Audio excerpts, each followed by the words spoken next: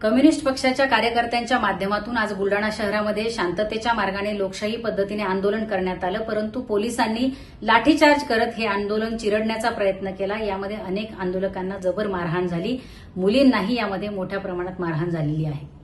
एकीकडे छत्रपती शिवाजी महाराज की जय म्हणायचं आणि दुसऱ्या बाजूला मात्र त्यांच्या सगळ्या तत्वांना तिलांजली देत महिला आणि मुलींचा राजरोसपणे अवमान करायचा, अशा प्रकारची ढोंगी शिवभक्तांची एक मोठी फळी महाराष्ट्रामध्ये बोकाळते आहे।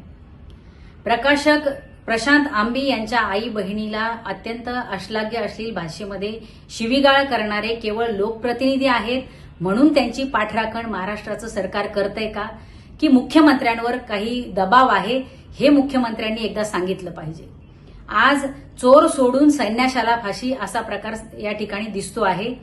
ज्या व्यक्तीने तुझा गोविंद पानसरेंचं जसं केलं तसे तुझे हाल करू असं सांगितलं, ज्या व्यक्तीने प्रकाशक प्रशांत आंबी यांना आई बहिणीला अतिशय अश्लील भाषेमध्ये शिवीगाळ केली, घरात घुसून मारण्याची भाषा केली, त्या व्यक्तीवर कुठल्याही प्रकारचा दखलपात्र गुन्हा दाखल केला जात नाही आणि याचा निषेध करणाऱ्या आंदोलकांवर मात्र गुन्हे दाखल केले जातात, मारहाण केली जाते।